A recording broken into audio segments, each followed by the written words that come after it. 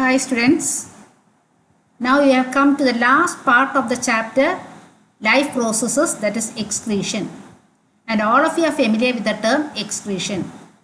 Now what do you mean by excretion? During metabolism, you can see nitrogenous waste accumulate in our body. Now what are these nitrogenous waste? These are metabolic waste that contains nitrogen. And these nitrogenous waste are highly toxic. For example, urea. It is highly toxic and should be quickly removed from our body. So this removal of nitrogenous waste from the body is called excretion. And the system that helps in excretion is called the excretory system. Now what all are the parts of the excretory system? The excretory system consists of a pair of kidneys. Arising from the kidneys are a pair of duct that is called as a ureters. The ureters then open into a single urinary bladder and out through the urethra. So these are the parts of the human excretory system. Excretory system consists of a pair of kidneys. Arising from the kidneys are a pair of duct called the ureters. Ureters then open into the urinary bladder and out through the urethra. So name the duct that connects the kidney with the bladder, that is the ureters.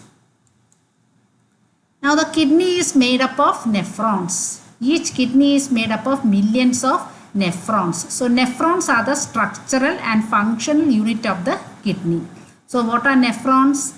The nephrons are the structural and functional unit of the kidney. Now you will be learning the structure of the nephron and also the function of the nephron. The function of the nephron is the urine formation. So each nephron consists of a cup-shaped structure that is called as the Bowman's capsule.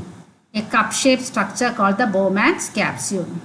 Within the Bowman's capsule you can see a tuft of blood capillaries, the red color, that is the blood capillaries. These blood capillaries are called glomerulus. So nephron consists of a cup-shaped structure called the Bowman's capsule and a tuft of blood capillaries called the glomerulus. This Bowman's capsule then leads into a long tubule. This is the tubular part of the nephron. The first part of the tubule is the proximal convoluted tubule. Then it leads into a hairpin loop-like structure called the loop of Henle. Then distal convoluted tubule and then the collecting duct. So what are the parts of the nephron?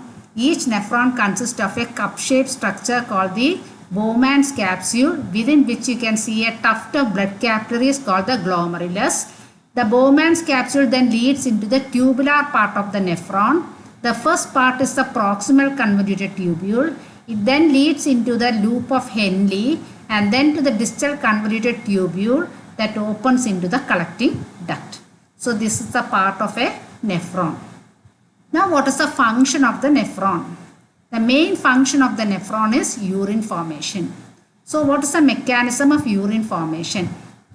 When blood flows under very high blood pressure through the glomerulus, what happens is substances are filtered from the glomerulus into the Bowman's capsule. This is called ultrafiltration. So when blood flows under high blood pressure through the glomerulus, substances are filtered from the glomerulus into the Bowman's capsule. Now what is collected in the Bowman's capsule is called as the filtrate. What gets collected in the Bowman's capsule is the filtrate. This filtrate may contain useful substances as well as waste materials. The useful substances are the glucose and the amino acids. The waste materials in the filtrate are the urea and the uric acid. So now what happens is the useful substances will be taken away by the blood. The blood will take away the useful substances from the filtrate. Surrounding the tubule you can see blood capillaries. These blood capillaries containing blood will take away the glucose and the amino acids. The waste material such as urea and uric acid is then secreted. Now the amount of water reabsorbed depends upon how much excess water is there in our body and also how much of dissolved waste is to be excreted. So what are the factors on which the amount of water reabsorbed depends upon? It depends upon how much excess water is there in the body and also how much of dissolved waste is to be excreted.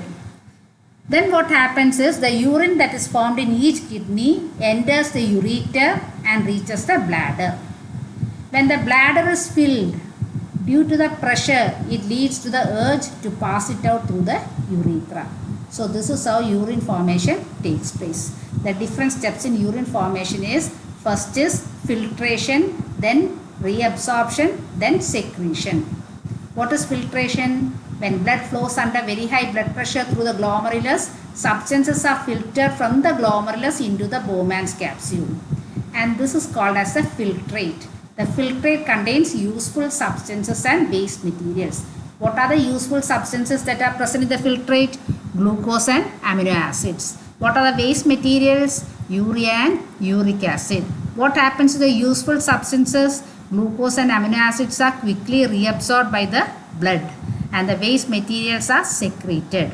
What are the factors on which the amount of water reabsorption depends upon? It depends upon how much excess water is there in the body and also how much of dissolved waste is to be excreted. Now coming to the last part of the chapter, that is excretion in plants. It is very simple. Plants adopt different strategies to remove the excretory products. During respiration, carbon dioxide is the waste product. During photosynthesis, oxygen is the waste product. During transpiration, water is the waste product. Also, gums, resins, tannins, all are waste products that are stored in the old xylem.